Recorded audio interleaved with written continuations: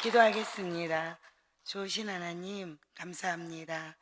우리에게 부활이 없다면 예수 믿는 일이 얼마나 헛다한 일인지, 하나님께서 우리에게 너무나 좋은 예수 그리스도를 생명을 주시고 또 이 땅에서 천국의 삶을 살 수 있도록 인도하여 주신 하나님을 찬양합니다. 온천제일교회와 아버지 하나님 섬기는 귀한 성도님들을 위해 함께하여 주셔서 이 시간에 말씀을 통하여 우리 삶을 돌아보며 다시 결단하는 귀하고 복된 시간 되게 하여 주시옵소서. 감사를 드리며 예수 그리스도의 이름으로 기도합니다. 아멘. 저희도 오늘 창립 11주년에 처음으로 부활절 칸타타를 했어요. 그래서 부활절 문화축제를 1시간 한 20분 하고 또 곡교천 은행나무길 가서 버스킹 전도를 하고, 저도 오늘 예수님의 부활을 마음껏 누리며 기쁨을 전하며 오늘 하루를 그렇게 작은 교회인데도 마음껏 주님을 높여드릴 수 있어서 너무나 감사하고, 특별히 오늘 저녁에 또 온천제일교회에서 이렇게 말씀을 전할 수 있는 귀한 시간 주셔서 제가 한 주간 너무 많이 기도했어요. 온양동지방에 제가 온 지가 지금 이제 7년, 8년째거든요. 2014년도에 제가 교회를 개척해서 천안서지방에서, 그리고 2017년도에 제가 온양동지방으로 오게 되었습니다. 여자 목사가 목회를 하는데 그것도 교인도 하나도 없는데 예배당을 마련한 거예요. 그러니까 이것이 저에게는, 오늘 이 본문의 말씀은 제 인생에 목회를 시작하면서 저에게 주시는 하나님의 말씀이라고 생각하면서 달려가고 있는 겁니다. 제가 간수장과 같은 마음으로, 저는 양가가 다 불신 가정이에요. 예수 믿지 않는 가정에서 주일학교 때 혼자 예수 믿었고요. 청년 때 주님을 실족해서 믿지 않는 남편 만나서 세상에서 잘 먹고 잘 살았어요. 그리고 조금 잘 먹고 잘 사는 거 아니에요. 그래서 잘 먹고 잘 살았고 예수님 다 잃어버리고 그리고 살았어요. 하나님께서 저를 부르시는 사인이 정말 신묘막측할 정도로, 제 남편이 결혼을, 남편이 좀, 저랑 남편이 나이 차이가 좀 있거든요. 저희 딸이 39에 딸을 낳고 돌이 되었는데 남편이 갑자기 심근경색이 온 거예요. 그래서 나이 40에 세브란스에 갔는데 가망이 없다고 그렇게 하는 거예요. 저는 누구에게 복음을 많이, 물론 저를 전도하려고 너무 많은 분들이 애를 쓴 거는 맞습니다. 근데 저는 세브란스 남편 수술대에서 회심한 사람입니다. 심원은 박사님께서 저희 온 형제들, 저희 남편 형제가 6형제고요. 딸이 하나 있는데 미국의 뉴저지 순복음교회 권사님이고 남편이 장로님이십니다. 그러니까는 아들 여섯 앞에서 복음을 세브란스 박사님이 전해주셨어요. 그렇지만은 그 복음이 별로 들리지 않아요. 절박함이 없으면 복음이 그렇게 귀에 들어오지 않습니다. 근데 이제 남편이 수술대에서 6시간이면 수술을 끝난다고 했는데 6시간이 넘어가면은 가망이 없다고 생각하시면 됩니다. 이렇게 이야기했어요. 의사 선생님이 저희에게, 우리 육형제하고 저에게 본인은 하나님께서 하루하루 하나님이 맡겨준 생명을 살리는 일에 쓰임받게 해달라고 기도하고 하루를 시작하신대요. 그 박사님이요. 그리고 새벽에 기도하지 않고는 회진도 안 하신대요. 그러면서 살리고 죽이는 것은 하나님의 손에 있으니까 저희 보고 기도하라는 거예요. 그런데 그게 잘 안 들려요. 믿음이 없을 때는 기도가 뭔지. 근데 6시간이 지날 무렵에 막내 시동생이 저에게 막 그러는 거예요. 형수님, 6시간이 넘었어요. 6시간 반이 넘었는데 어째, 그러니까 이제 좀 불길해지죠. 그 순간 제가 눈을 감았어요. 딱 3마디 한 것 같아요. 하나님 계세요? 이렇게 물었어요. 근데 하나님께서 아무것도 말씀하지 않고 제가 눈 감은 그 시간에 주일학교 때 제가 부활절에 가서 워십했던 거, 또 유치부 교사했던 거, 그런 제 모습이 막 보이는 거예요. 또 제가 개척교회를 다녔거든요. 학교 끝나고 매일 예배당 가서 기도했던 제 모습이 보이는 거예요. 막 눈물이 나더라고요. 그리고 그때도 하나님 안 계셨잖아요. 제가 그렇게 하나님 만나고 싶어서 그렇게 기도했을 적에 하나님 제 기도 안 들어주셨잖아요. 저에게는 오빠가 둘이 있는데 큰 오빠가 일찍 세상을 떠났어요. 큰 오빠를 위해서 엄청 기도를 많이 했는데 그 기도를 들어주시지 않은 거예요. 그리고 아마 그 마음이 어린 마음에 이제 하나님이 없을 거야 이런 마음으로 자리를 잡았던 것 같아요. 그리고 나서 바로 이어서 이렇게 이야기했어요. 이번에 하나님이 계시다고 저에게 보여주시면 안 될까요? 딱 요 얘기했는데 우리 시동생이 저를 막 흔드는 거예요. 형수님 수술 끝났대요. 집중치료실로 내려갔대요. 그렇게 이야기하는 거예요. 수술 끝나고 의사 선생님 나오면서 저를 보자마자 그러는 거예요. 기도하셨죠? 그래요. 그러면 예 기도했습니다 해야 되잖아요. 저는 너무 겁이 났어요. 그 선생님이 갑자기 교회를 가라 그럴까봐. 그래서 아니요 기도 안 했는데요 그랬어요. 그랬더니 아니라고 기도했다고. 왜냐하면 남편이 이제 식도하고 이제 왼쪽이 팔에 있는 대동맥을 빼서 이제 이식을 했는데 막상 이렇게 수술을 열고 보니까 이 30대 남자의 몸이 아니더라는 거예요. 혈관 상태가. 그래서 이제 하나는 잘 뽑았는데 하나는 뺄 데가 없어가지고 뚜껑을 이렇게 닫으려고 그러던 차에 갑자기 이렇게 우리가 힘 딱 주면 힘줄이 쫙 올라오죠? 그런 것처럼 착 올라오더라는 거예요. 그래서 이 사람을 살려달라고 누군가가 기도하고 있구나. 의사 선생님은 그렇게 받았다는 거예요. 그래서 남편은 그렇게 살아서 가정으로 돌아왔고요. 저는 그때부터 이제 하나님 앞에 이제 마음이 빚진 거예요. 남편을 살려줬잖아요. 그래서 그때부터 이제 교회를 가야 되는데 이제 너무 저희 시댁이 너무 불교에 그냥 조금 불교 가정이 아니에요. 저희 어머니는 금강경 뭐 이런 거를 매일같이 쓰시는 분이었어요. 그리고 다니엘은 예루살렘 성전을 향해서 기도했던 것처럼 저희 어머니는 친정이 전의 성불사를 아예 지으신 가정이에요. 그래서 전의 성불사를 향해서 우리 어머니 매일 새벽 4시면 불공 들이셨던 어머니예요. 그리고 저희 시댁이 그냥 조금 권위적인 가정이 아니라 너무 권위적인 가정이에요. 그러니까 제가 감히 교회를 간다고 얘기를 못할 거 아니에요. 근데 제가 남편 수술하면서 거기서 하나님께 각서를 썼어요. 이제 다시는 제가 하나님 떠나지 않겠다고. 그리고 남편이 깨나자마자 그 편지를 보여줬으니까 뭐 이렇게 막 주렁주렁 매달려 있잖아요. 수술을 크게 했으니까. 그러니까 남편은 그냥 맘대로 하라고 하더라고요. 이제 깨났으니까. 그래서 이제 내려와서 우리 어머니를 설득하는 게 문제잖아요. 어머니한테 그 편지를 보여줬어요. 어머니 저는 이제 교회를 가야 될 것 같아요. 제가 교회를 갔는데 아범이 잘못되면은 제가 그거는 그냥 그러려니 할 것 같은데 제가 교회를 안 갔는데 아범이 잘못되면 어머니 저는 평생 그게 마음에 저한테 너무 큰 짐이 될 것 같아요. 또 저희 어머니가 미국에 이제 딸이 이민 가서 거기서 이제 예수를 믿고 매일 원색적인 복음을 전했어요. 그러니까 예수 안 믿으면 지옥 간다는 복음은 전하지 않는 게 좋아요. 예수 믿고 같이 천국 가자고 하는 게 좋아요. 예수 안 믿으면 망한다. 그렇게 제사를 지내니까 귀신이 들벅들벅해서 되는 일이 없다. 이런 복음은 안 전하시는 게 좋아요. 그런 복음을 너무 많이 우리 시댁은 들은 거예요. 그래서 예수라면 다 막 이상한 집단이라고 생각을 하는 거예요. 예수 믿으면 다 사람이 저렇게 이상해지고 저렇게 싸우려고 덤비고 굉장히 이상한 줄 아는 거예요.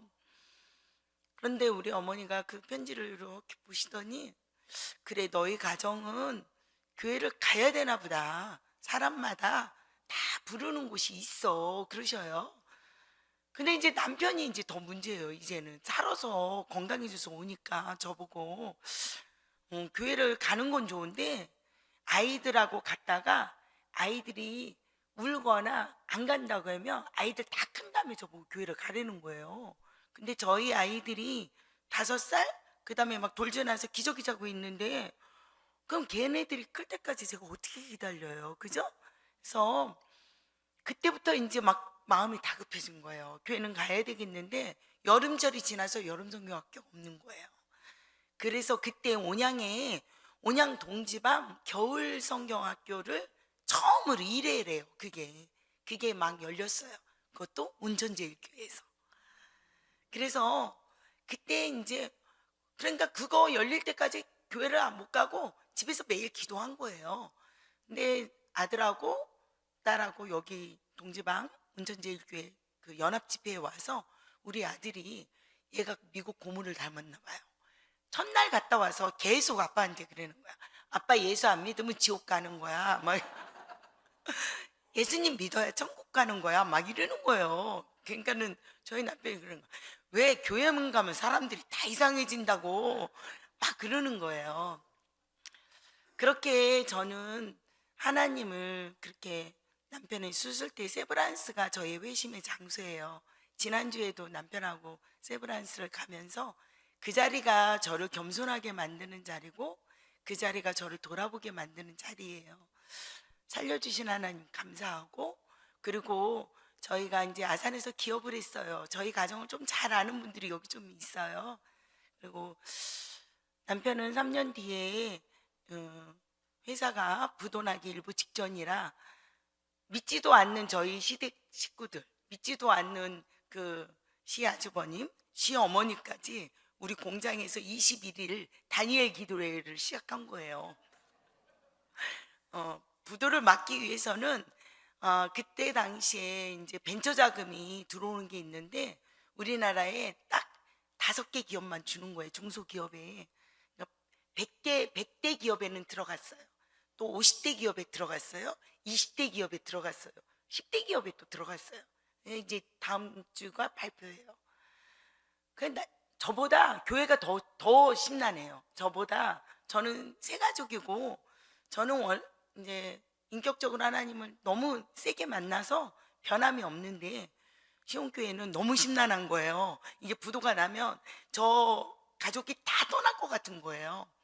안 믿는 저희 어머니가 매일 공장에 기계 하나만 사도 떡시로 갖다 놓고 전희성 물사 주지스님이 와서 목탁 두들기던 그 기업이 갑자기 목사님이 가서 막 신방대원들이 가서 막 통성기도하고 막 방언기도하는 그런 기업으로 바뀐 거예요.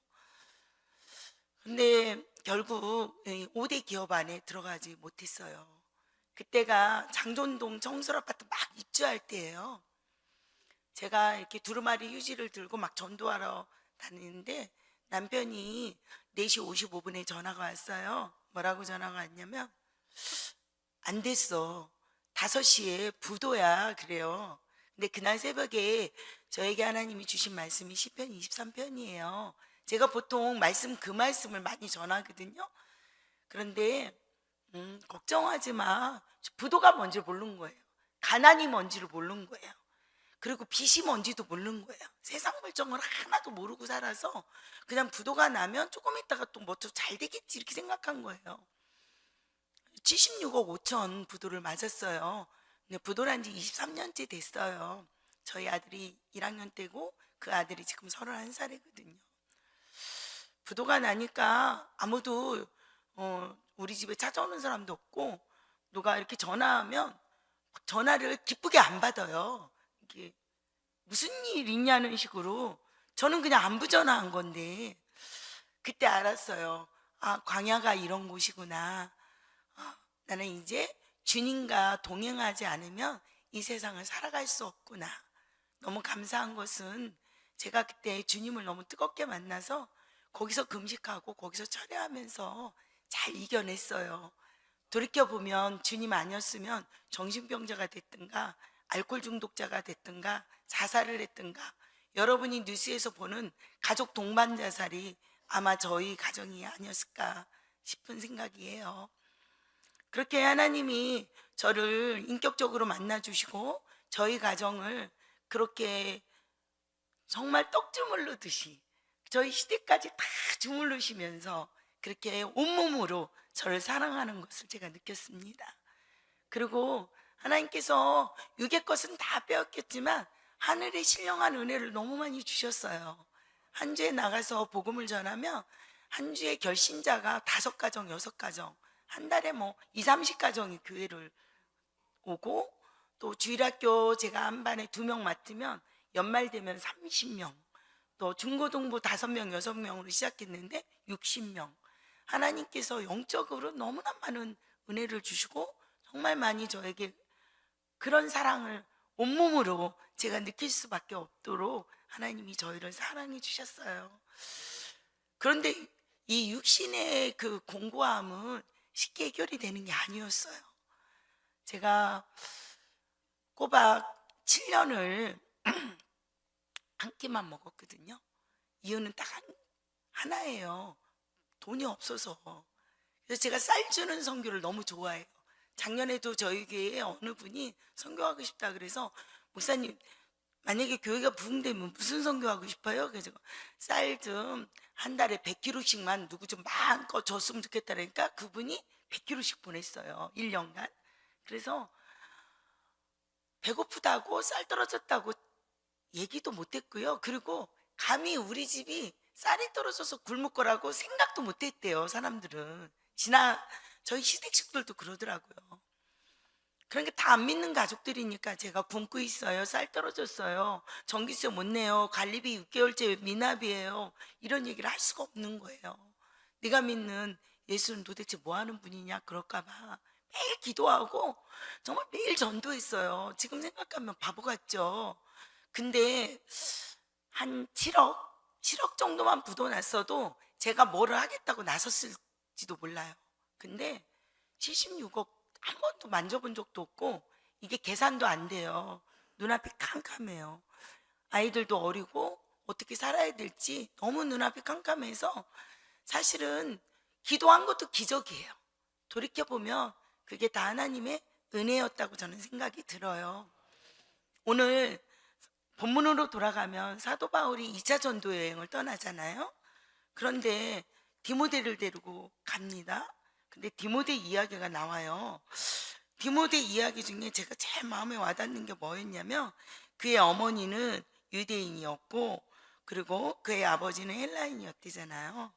그런데 디모데는 그 지역에서 칭찬받는, 형제들에게 칭찬받는 사람이었대잖아요. 또한 평판이 너무 좋았대요. 그래서 평판이 좋고 칭찬받는 것은 복음 전하는데 너무나 좋은 도구가 되는 거죠. 그런데도 불구하고 사도 바울이 디모데에게 할례를 베풀어요. 이유는 아버지가 헬라인이고 이방인이기 때문에 이방인에게 복음을 전하기 위해서, 또한 유대인들에게 할례를 베풀지 않은 디모데가 혹여라도 시험거리가 될까봐 사도 바울은 디모데에게 그 늦은 나이에, 다 성인이잖아요, 할례를 베풉니다. 복음을 전한다는 거, 복음을 우리가 누군가에게 복음을 전한다는 것은 그에게 꺼리낌이 없도록 전하는 것이 우리가 정말 중요하다고 저는 생각해요. 오늘 사도 바울을 통해서 우리가 복음 전하는 거, 예수 믿는 거 믿으라, 그리하면 받으리라, 이렇게 이야기했잖아요. 믿는 거는 우리의 몫이에요. 주시는 건 누구의 몫이에요? 하나님의 몫이에요. 그런데 이 믿음이 그렇게 단순하지 않더라는 거예요. 교회만 다니고 기도 많이 한다고 믿음이 있는 게 아닌 거예요. 제가 살아보니까 사실은 믿음은 고난 중에 가장 빛을 발하는 게 믿음이에요. 어둠 속에 있을 때 빛이 영롱하게 비추듯이 반딧불 같은 경우 여기다 갖다 놓으면 표시도 안 나잖아요. 근데 칠흑 같은 어두운 밤에 반딧불이 있고 조그만 불이 얼마나 영롱하게 빛나는지 몰라요. 믿음은 사실은 고난 중에 드러나는 것이고, 하나님은 우리에게 수도 없이 고난을 통해서 믿음을 확증하기를 간절히 소망하고 계십니다. 사랑하는 성도 여러분, 저도요 목사 될 생각은 전혀 없었어요. 목사는 정말 안 하고 싶었고요, 목사가 돼도 개척은 절대 안 한다고 그랬어요. 왜냐면 편의점보다 더 많은 교회에 그 교회를 똑같이 내가 하나 또 세워서 너무 많이 목사가 너무 많은데 나까지 이 늦은 나이에 아줌마가 뭐 또 목사님 너무 불편한 거예요. 그래서 하나님, 저는 평생 복음 전하고 그리고 주님을 증거하는 데만 저는 그렇게 살겠어요. 이렇게 정말 간절히 그렇게 소망을 했습니다. 그런데 오늘 사도 바울도 아시아로 가고 싶었는데 마게도니아로 하나님께서 그 여정을 바꾸시잖아요. 저와 여러분의 인생 계획이 우리 마음대로 안 되잖아요. 하나님의 계획은 우리하고 전혀 달라요. 나의 생각과 너의 생각이 다르나니 하나님의 생각이 우리보다 훨씬 크시고 깊고 넓으시죠. 오늘 사도 바울이 그럼에도 불구하고 그 길에서 늘 순종했다는 거예요. 복음을 전하는 거, 믿음으로 산다는 거, 그것은 내 생각, 내 계획과 전혀 관계없는 그런 어떠한 전혀 불가항력적인 일들을 만났을 적에도 그때 우리는 어떻게 해요? 감사함으로 순종하는 것이 믿음이라는 거죠. 사랑하는 성도 여러분, 오늘 사도 바울은 성령께서 적극적으로 인도했다고 고백을 하잖아요. 하나님은 우리가 순종하는 것을 너무 기뻐하십니다. 순종하면 그때부터 주님이 일하시게 되는 거예요. 그때부터 하나님께서 네가 하는 게 아니라 내가 하는 거야. 네가 목회하는 것이 아니라 내가 할 거야. 그 교회는 네 교회가 아니라 내 아들의 핏값으로 세운 교회야. 이걸 누가 확증해 주셔야 돼요? 하나님이 친히 확증해 주셔야 되는 거죠. 오늘 그렇게 빌립보로 갔더니 거기에서 최고의 동역자를 만납니다. 누구를 만나요? 루디아를 만나요. 작년에 제가 루디아 기념교회를 다녀왔거든요. 거기는 이렇게 물가에 있어요. 근데 그 당시에 거기는 그러니까 우리로 따지면 변방인 거예요. 그러니까 사대문 성 바뀐 거예요. 그러니까 사실은 루디아도 그렇게 좋은 가문에 그렇게 훌륭한 사람은 아니었어요. 그러니까 그 시대의 루저죠, 루저. 그래서 그 염색을 해가지고 옷감을 파는 그런 여인인데, 그러면 직업적으로는 굉장히 이렇게 좀 낮은 직업인 거예요. 그런데도 불구하고 루디아는 하나님을 경외했다 그랬잖아요. 직접적인 복음을 듣지 못했는데 거기에서 하나님을 경외하는 거예요. 소문을 들었겠죠. 하나님은 루디아 한 사람을 위해서 누구의 여정을 바꾼 거예요? 사도 바울의 여정을 바꾼 거예요. 그러면 교회는 하나님이 개종시키고 싶은 루디아 한 사람만 있어도 교회는 존재할 충분한 목적이 있을까요? 없을까요? 있는 거예요. 충분한 거예요. 하나님이 택하신 백성, 하나님이 복음을 듣고 하나님의 천국 백성으로 하나님 자신을 증거하고 찬송할 한 사람만 있으면 충분히 교회는 충분하다. 그러면서 저도 용기가 생겼습니다. 그리고 이렇게 첫 번째 동역자를 만났으면 교회도 막 부흥되고 잘 돼야 될 거 아니에요. 근데 웬일이에요? 점치는 여자 노예를 만났는데 그 노예가 막 사도 바울이 가는 곳마다 막 괴롭히잖아요. 그죠? 근데 그 점치는 사람조차도 뭐라고 이야기해요? 구원을 증거한다고 이야기를 하잖아요. PPT를 이렇게 좀 넘겨주시면 좋을 것 같아요. 그래서 사도 바울이 그 여인에게 예수 이름으로 명하노니 그 여인에게 귀신을 쫓아주면 사실은 그 여인에게는 좋은 일이에요? 나쁜 일이에요? 좋은 일이죠. 귀신이 나갔는데. 그런데도 불구하고 이 점쟁이 노예를 통해서 밥벌이를 하는 주인이 너무 괘씸한 거예요. 너무 약에 오르는 거예요. 그러니까 누구를 고발하게 해요? 사도 바울을 고발하는데 그 당시에 이 주인은 그 지역의 유력자였던 거예요. 그러니까 조금 잘 나가는 사람이 아닌 거예요. 그러니까 사도 바울이 로마 시민권자인지 사도 바울이 어떤 사람인지 왜 그랬는지는 들을 이유도 없는 거예요. 그러니까 사도 바울은 이유도 없이 귀신 내쫓고 그리고 어디 가는 거예요? 감옥에 가요. 감옥에 가도 그냥 간 게 아니라 태창을 맞고 정말 죽을 도록 맞는 거예요.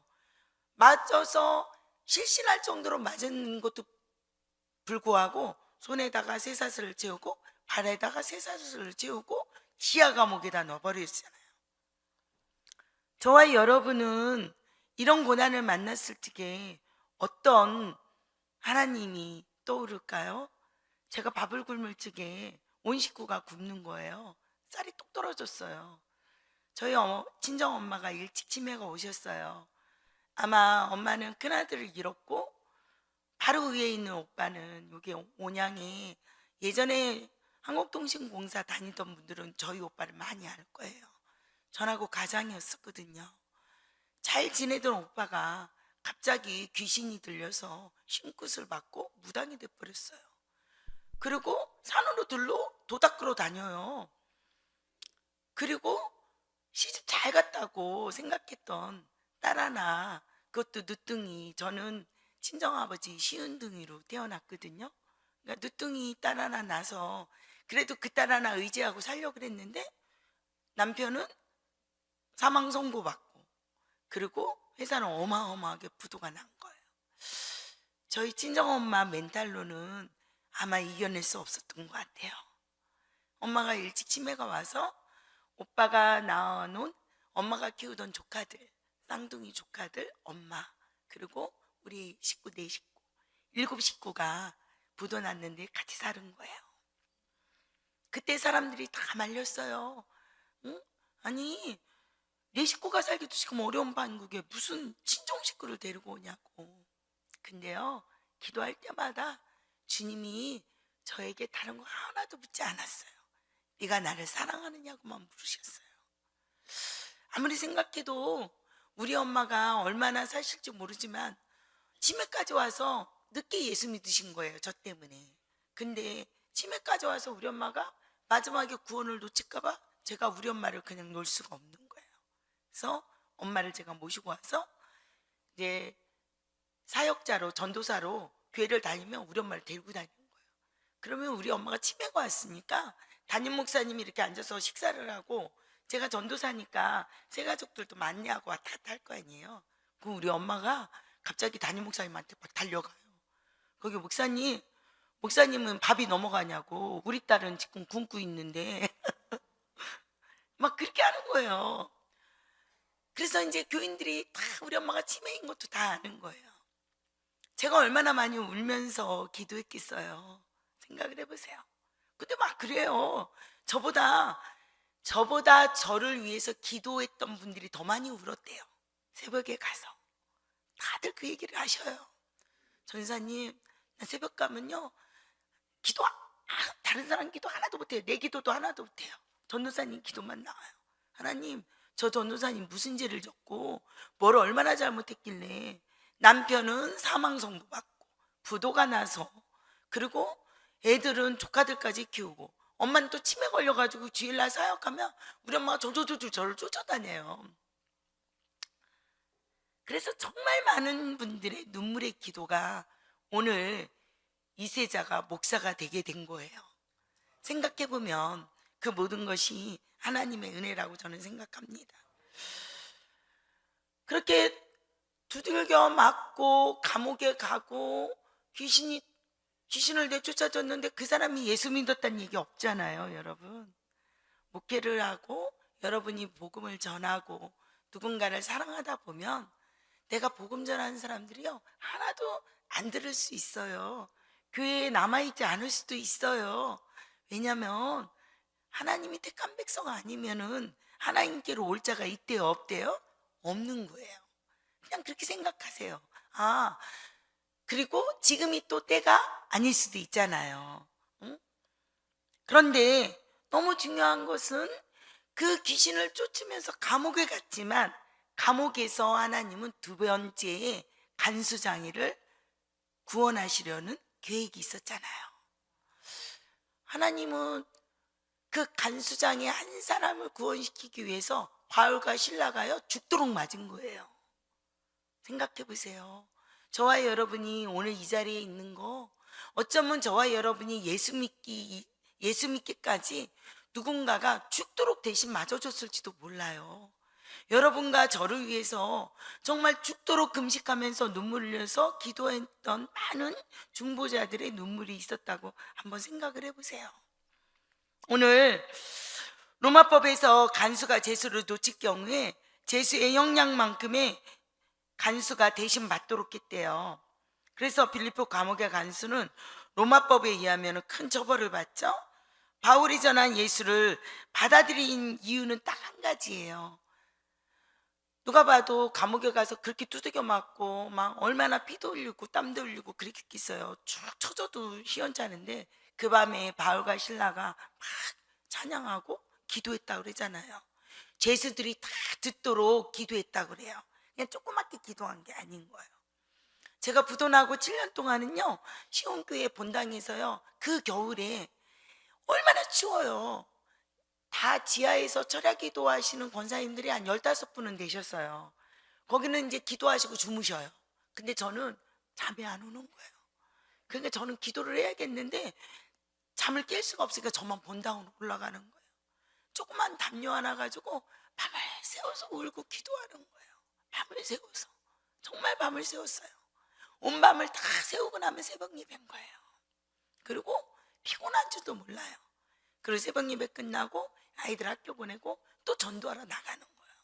그리고 또 끝나고 아이들 하나는 얻고 하나는 걸리고 또 예배당을 갔어요.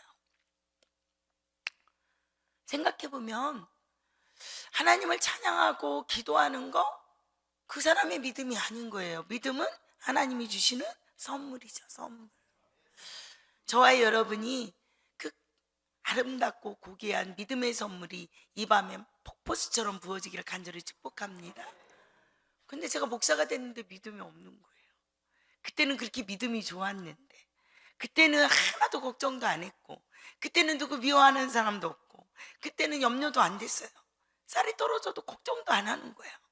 우리 엄마가 치매가 걸렸으니까 막 문을 두들겨요. 얘 그만 자고 밥 좀 해라. 배고파서 굶어 죽게 생겼다. 막 이러는 거예요. 치매가 걸리셨으니까 그러신 거예요. 그러면 정말 아이들이 들을까봐 수건을 자갈을 물고 기도한다는 거 여러분 안 해보셨죠? 수건을 입에다 물고 밤새도록 울면서 기도하는 거예요. 하나님, 정말 잘못 살았어요.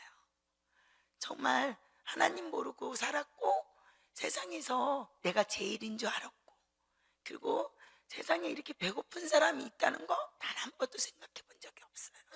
하나님, 누군가가 온 밤을 새우면서 쌀 한 돌을 달라고 기도하는 사람이 이 세상에 있다는 거 저 정말 몰랐어요. 저와 여러분이 이 밤에 하나님 아버지의 심장이 이식되기를 간절히 소망합니다. 하나님이 그 고통 속에서 저에게 아버지 마음을 이식시켜주는 시간이었어요.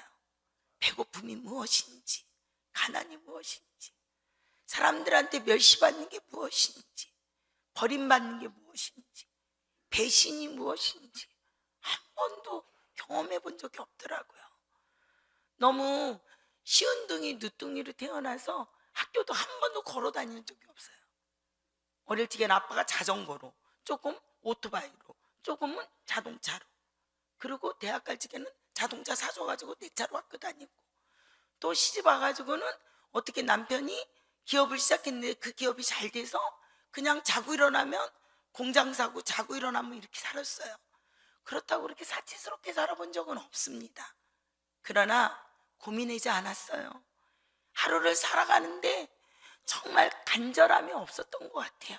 당연하게 누리고 당연하게 살아왔던 제 인생에 하나님께서 정말 몸으로 사는 것, 믿음으로 사는 게 무엇인지, 복음으로 사는 게 무엇인지, 복음의 증인이 된다는 게 무엇인지를 저한테 뼈저리게 가르치신 것 같아요. 사랑하는 성도 여러분, 우리는 서울대학교 간 걸 간증하잖아요. 여러분, 그건 별로 간증이 안 돼요. 세상 사람들도 그 간증을 너무 많이 하잖아요. 우리 아들은 영국의 명문대를 갔어요.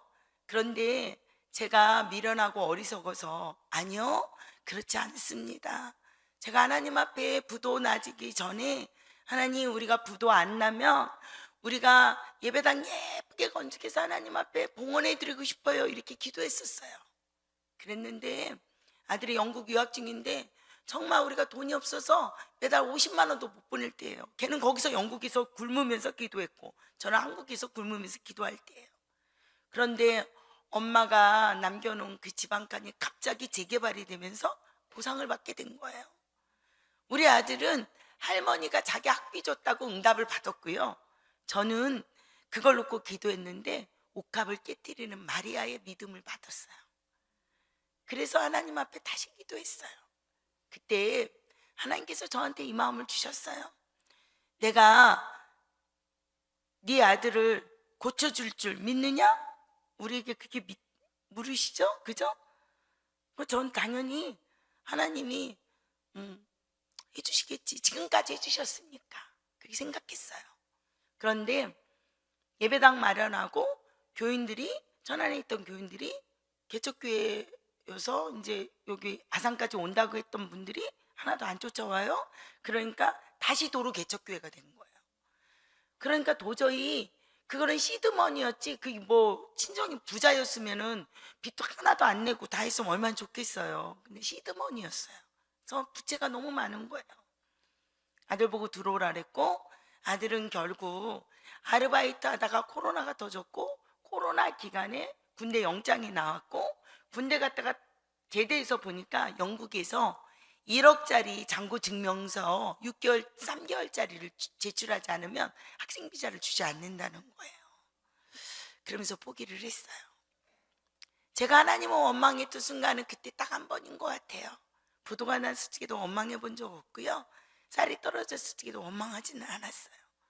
제가 서울 감신 MDB 다닐 적에 차비가 없어서 전철을 타고 다녔어요. 왕복 6시간이에요. 여기 막차 도착하면 1시 반이거든요. 집에 들어가면 2시인 거예요. 그리고 치매 걸린 엄마가 누워 계시니까 엄마 기저귀 갈아드리고 그렇게 살았어요. 그때도 차비 없어서 걸어 다니고 뛰어다녀도 하나도 그게 마음이 힘들거나 그런 적 없었어요. 그런데 아들을 공부를 포기시킨 이 엄마는 죄인인 거예요, 죄인. 근데 그리고 여교육자 목사님들이 이스라엘 성지순례를 갈 기회가 돼서 다시 한번 통곡의 벽을 갔는데 거기서 주님께서 저한테 주신 말씀이 딱 한 가지예요. 예루살렘 성을 위하여 울지 말고 내 자녀를 위하여 울라. 다음 세대를 위해서 울라는 거죠. 네 아들의 학업만 그렇게 중요한 게 아니라 너에게 맡겨준 다음 세대를 향해서 너는 울고 그들을 위해서 뭐 하라고요? 사랑하라. 그러면 100억을 받은 저도 먹고 살고 여기까지 왔는데 그깟 대학교 못 나왔다고 굶어 죽겠어요? 그죠? 근데 거기서 믿음이 생기더라고요. 그리고 그때부터 지금까지 한 번도 주님이 원망이 되진 않았어요. 대신 그때 제가 한옥금 지역아동센터를 맡게 된 거, 그것은 감리교 유지재단 거고 온천제일교회가 시작했던 지역아동센터예요. 염티의 강산교회였나요? 강산교회 목사님이 지역아동센터를 하려고 해서 김정호 목사님이 그쪽으로 보내줬던 지역아동센터를 지금 제가 맡게 된 거예요. 이유는 딱 한 가지예요. 거기를 맡고 있었던 그 지역아동센터를 통해서 교회가 전도가 안 되고 지역아동센터에 모든 물질 후원은 교회가 하는 거예요. 임대료도 교회가 해야 되고요. 뭐 이사비용 뭐 이런 거 고장난 거 이런 거 다 물품은 교회가 사줘야 되는 거예요. 그러니까 그 교회도 약하니까 그게 힘들고 버거웠으니까 거기서 지역아동센터 이제 그만하겠다 그랬고, 그리고 이 지역아동센터가 폐쇄가 되게 생긴 거예요. 그런데 감리교단에 지금 지역아동센터를 할 만한 사람이 아무도 없고 저밖에 없다고 찾아온 거예요. 코로나 끝날 무렵이에요. 그래서 하나님, 주일학교 10명만 있으면 목회 그래도 재밌게 할 것 같은 거예요. 그래서 그렇게 기도한 지 딱 이틀 만에 그 목사님이 저한테 전화가 온 거예요. 지역아동센터 좀 제발 좀 맡아달라고. 서산에 임지가 나와서 갔는데 거기에서 지역아동센터 연말까지 정리 안 하면 그 목사님 오고 가라 그랬대요. 근데 여기는 이미 다른 목사님이 오셨고 본인 좀 살려달라고 막 그러시는 거예요. 그래서 지역아동센터를 맡게 됐고, 지역아동센터를 맡으면서 너무너무 힘들고 목회가 안 되는 것 같은 거예요. 그래서 애들만 데리고 있지 이게 목회인지, 내가 복지사 하려고 여기까지 왔는지 막 정체성이 혼란스러웠어요. 그때 이스라엘에 가서 그 말씀을 받은 거예요. 아, 내가 어디에 있든지 주님과 동행하면 되고, 내가 있는 자리에서 예수 그리스도의 사랑을 전하면 되지. 그렇게 하나님께서 분명히 일하실 거라고 저는 믿고 시작했습니다. 저희가 처음에 시작할 적에 저희 교회가 갈릴리 제가 요양센터가 있었어요. 노인 어르신들을 전도해서 어르신들 100세 예배를 주일학교 예배처럼 주중에 드렸어요. 그래서 어르신들이 25명 정도 우리 교회가 모였어요. 그리고 제가 요양센터를 할 적에 이 어르신들이 우리 교회 개척 멤버, 이 아산의 개척 멤버처럼 세워진 거예요. 이분들이 매일같이 50일 기도학교도 같이 했고요. 이 어르신들이 전도해 줬고요. 이 어르신들이 다 함께 해주셨어요. 근데 이 어르신들이 이제 8년이 지나니까 천국도 많이 가셨고 요양원도 가시고 자리가 텅텅 그 빈자리에 지금은 이제 한옥금 지역아동센터 아동들이 나오기 시작했습니다. 19명, 정원이 19명인데요. 그 중에 우리 교회를 출석하는 친구들이 12명, 그리고 그 친구들이 전도에서 나오는 친구들이 한 서너 명에서 제적이 아동부가 15명이에요. 그리고 저희 교회가 2023년도부터 여름성경학교가 시작이 된 거예요. 개척교회가. 서울삼위교회 농어촌 선교회가 와서 여름성경학교를 시작했고요. 여름성경학교 때 아이들이, 그때 우리 주일학교 4명 나오던 아이들이 그때 8명이 된 거예요. 또 작년에 인천 온누리교회 농어촌 선교 아웃리치가 와서 우리 아이들 8명이 전도해서 60명 여름성경학교 캠프를 작년 여름에 했습니다. 올해 목표가 저희 여름 캠프 150명이 목표입니다. 우리 아이들이 4명씩 전도한다고 오늘도 신나서 찬양하고 연주했습니다. 사랑하는 성도 여러분, 우리 지역아동센터의 아이들 중에 60%는 다문화고요, 40%는 한부모 가정입니다. 이 아이들은 부모님들이 전도가 돼도 교회가 다 도와줘야 되는 거예요. 전년도에는 장학금을 6명을 줬는데 우리 교회가 너무 약하잖아요. 막 기도했어요. 근데요, 안 믿는 자원봉사단체에서 100만 원을 장학금을 우리 교회에다 후원하겠다 그랬어요. 그래서 장학금을 작년에 4명을 주게 됐어요. 또 제가 막 기도하고 있잖아요. 누군가를 돕고 싶어서. 또 그 중에는 엄마가 또 동반자살을 하려고 그러다가 엄마는 하늘나라 가고 아이들 둘만 남은 아이들이 우리 센터에 온 아이들이 있어요. 그럼 이 아이들이 2차 성징이 되면 속옷도 바꿔야 되고 막 그렇잖아요. 제가 엄마가 돼주는 거예요. 엄마 돼주는 날. 엄마, 또 우리 지역아동센터 아기 중에는 엄마가 발달장애예요.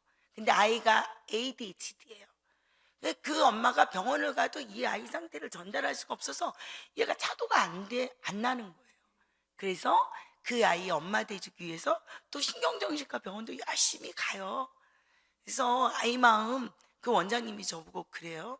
근데요, 원장님, 언제까지 이 일을 하시고 싶어요? 그래가지고 그냥 뭐 죽을 때까지 해야죠. 사랑하다가 가는 것이 인생이 남는 거 아닐까요? 제가 그렇게 이야기했습니다. 사랑하는 성도 여러분, 교회는 숫자가 아니라 사랑의 크기가 교회의 크기라고 저는 생각합니다. 그래서 저희 주수만 교회는 대형 교회라고 제가 얘기해요. 우리 교회는 너무 많이 사랑하고 너무 많이 헌신하고, 저는 하나님 앞에 목사 안수를 받으면서 저희 남편이 지금은 이제 신장까지 안 좋아졌어요. 사망 선고를 지금 3번째 받았거든요. 근데 목사 안수 받으면서 하나님 앞에 이렇게 약속했어요. 하나님, 먹고 사는 문제로 목회하지 않고 싶어요. 그러니까 남편을 우리 가정에 먹고 사는 통로로 하나님이 써주세요. 목회는 제가 자비랑으로 섬기면서 목회할게요. 11년째 자비랑 목회하는데, 제가 예전엔 굶었는데 지금은 쌀이 남아서 누구를 준다 그러잖아요. 그죠? 고린도후서 6장 10절에 근심하는 자 같으나 항상 기뻐하고 가난한 자 같으나 많은 사람을 부유하게 하고 아무것도 없는 자 같으나 모든 것을 가진 자로다. 저와 여러분은 모든 것을 다 가진 자 아닙니까? 예수면 충분한 건 맞지요, 여러분? 그렇게 25년 달려왔는데 올해 저희 시어머님이 천국 가셨고요. 저희 시댁에 유례 없는 기독교 장례를 치르게 됐고, 저는 가족의 담임 목사로 제가 장례를 집례했고, 그 이후로 믿지 않는 가족들이 똘똘 뭉쳐서 지금은 가족 예배를 드리고 있습니다. 또 저 혼자로 시작했던 신앙이 양쪽 부모님들을 다 구원시켜서 천국 가셨고요. 남편은 장로가 되었고요. 또 미국에는 이제 장로님하고 집사님이 셋이 있고요. 그리고 이제 한국에는 사랑의 교회 또 막내 동서가 성도고, 또 저희 교회에 지금 큰 며느리가 집사님입니다. 또 이렇게 조카들이 하나씩 하나씩 결신이 되어가고 있습니다. 결국 믿으라. 예수를 믿는 것이 믿음의 여정이 우리가 고달픈 것 같지만 이 믿는 이 과정, 구원은 두렵고 떨림으로 천국 가는 날까지 우리가 이루어야 되는 줄 믿습니다.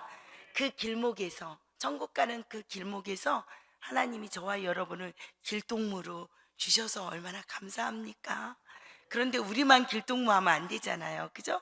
앞집에 아줌마도 길동무해야 되고, 믿지 않는, 지금 주일학교 잘 나왔는데 이제 정년돼서 결혼해서 교회 안 간다고 고집 부리는 그 아들도 분명히 저와 함께 손잡고 천국 가야 되는 거 맞지 않습니까? 그러기 위해서는 복음을 전하는 것은 우리의 삶으로 전하는 거예요. 믿음으로 살아내는 거예요. 특별히 고난 중에 가장 뭐가 인생이 안 될 때, 기도 응답이 멀어질 때, 그때 하나님을 찬양하고 감사함으로 기도하며 달려가는 저와 여러분 되시기를 간절히 축복합니다. 기도하겠습니다. 이 시간에는 다 같이 통성으로 기도했으면 좋겠어요. 하나님,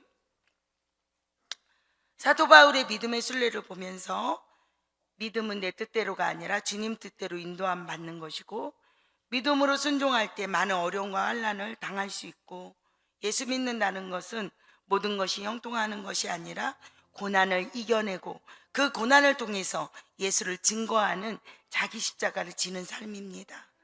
주님, 이 시간에 예수 믿기 위하여, 영혼을 구원하기 위하여 우리는 얼마나 수고하고 눈물을 흘리고 있는지, 부활의 기쁨만 나눈다면은 우리는 믿음이 없는 자라고 주님이 말씀하셨습니다. 십자가에 동참하는 참된 믿음의 증인으로 살고자 이 시간에 다 같이 주님 한번 부르시고 결단의 기도를 하고 기도로 마치겠습니다. 주여, 사랑의 하나님, 마지막 때에 믿음 있는 자를 볼 것이냐고 주님이 물을 때 우리는 어떤 답변을 준비하고 있는지 돌아보는 시간이 되어서 주님 감사를 드립니다. 예수님의 부활 때문에 오늘 나는 전국 시민권자라고, 예수 믿기 때문에 나는 아무 염려 없고 모든 것이 감사하다고 이야기했지만, 지금 누군가는 한 끼에 밥이 없어서, 쌀이 없어서 눈물을 흘리고 있고, 누군가는 신을 신발이 없어서 눈물을 흘리는 사람도 있습니다. 누군가는 이 밤이 외로워서 목숨을 끊을까 고민하는 사람도 있습니다. 그것이 우리의 가족이고 우리의 이웃이고 우리의 형제고 자매일 수도 있습니다. 예수님 때문에 복음 전하기 위하여 나만의 십자가의 흔적이 얼마나 있는지 주님 돌아보게 하여 주셔서 감사합니다. 남은 우리들의 삶을 통하여 십자가의 열매들이 주렁주렁 맺어질 수 있도록 하나님 은혜를 베풀어 주시기를 원합니다. 주님, 살아가는 일에 마음을 다하게 해 주세요. 우리의 생각과 말과 행동과 괴로움을 주님께 맡기고 아버지의 뜻과 방법을 따를 수 있도록 하나님 우리에게 믿음을 더하여 주시옵소서. 우리 머리는 늘 냉철하게 하시고 가슴이 뜨거워서 주님을 전하지 않고 견딜 수 없는 심령으로 우리를 날마다 낮춰주시기를 원합니다. 우리 심령이 낮아지고 가난해져서 아버지께서 말씀하시면 순종하지 않을 수 없는 심령으로 강권적으로 우리를 이끌어 주시기를 원합니다. 교만하지 않으면서도 당당하고 비굴하지 않으면서도 겸손하며 역경이 닥쳤을 때 믿음으로 기도로 돌파하는 하나님의 증인이 되게 하여 주시옵소서. 우리의 삶에서 유연하되 원칙을 잃지 않도록 주님 우리에게 성경의 말씀이 기준이 되게 하여 주시옵소서.